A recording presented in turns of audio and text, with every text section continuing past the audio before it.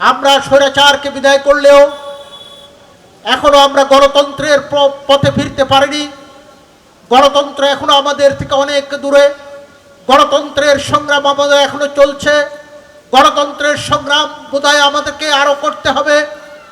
আপনারা দেখছেন আমাদের বিরুদ্ধে, এই জাতির বিরুদ্ধে একটি কালো মেঘ ঘুটঘুটে অন্ধকার হয়ে এগিয়ে আসছে।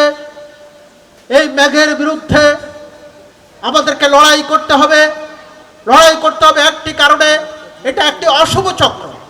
এই অশুভ চক্র যখনই জাতি একটা মুভমেন্ট করতে চায়, একটা সামনের দিকে এগিয়ে যেতে চায়, নির্দিষ্ট একটা বিষয় নিয়ে, নির্দিষ্ট একটা কর্ম নিয়ে, নির্দিষ্ট একটা চিন্তা চেতনা নিয়ে, তখনই তারা জাতির বিপরীত দিকে অবস্থান নেয়।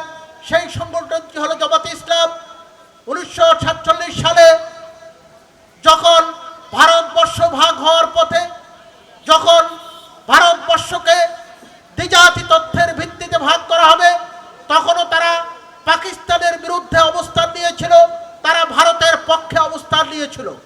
আপনারা জানেন 1971 সালে যখন আমাদের এই জাতি স্বাধীনতা সংগ্রামের জন্য আমরা রাজপথে ঝাঁপিয়ে পড়েছিলাম, মুক্তিযুদ্ধ করেছি, কিন্তু আমাদের বিরুদ্ধে সেই আমাদের জাতি ভাই হয়ে, সেই আমাদের বাঙালি ভাই হয়ে তারা আমাদের বিরুদ্ধে অবস্থান নিয়েছে।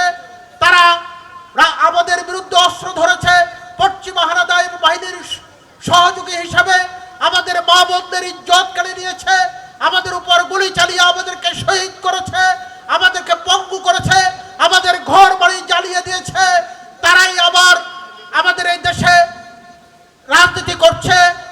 আজকে যদি 24-এর যেই অপরাধীরা, যারা স্বৈরাচারী সরকার ছিল, 24-এর 5 আগস্ট যাদের পতন ঘটেছে, আমরা আজকে সম্মিলিতভাবে বলছি তাদের বিচার চাই, তাদের বিচার করতে হবে। আর যদি তাদের বিচার করতে হয়, তাহলে আমি মনে করি 1971 সালে যারা স্বাধীনতা বিরোধী ছিল তাদেরও বিচার করতে হবে।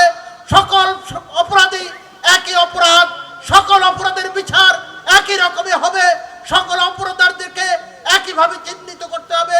প্রিয় বন্ধুরা আমার, আজকে আমাদের চাহিদা হলো কি, আমরা 17 বছর লড়াই করেছি ভোটের জন্য।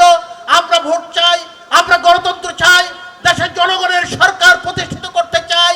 কিন্তু তারা আজকে এই ভোটের নামে তারা প্রহসন সৃষ্টি করতে চায়, বিভিন্ন রকম ষড়যন্ত্র করে ভোটকে বিলম্বিত করতে চায়, ভোটকে ভণ্ডুল করতে চায়।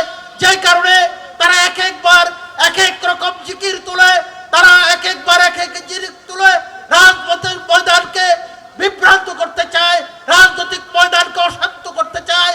প্রিয় বন্ধুরা আমার, জাতীয়তাবাদী মৎস্যজীবী দলের একজন কর্মী হিসেবে আমরা স্বৈরাচার বিরোধী আন্দোলনে সম্মুখ সামনে থেকে আমরা লড়াই করেছি।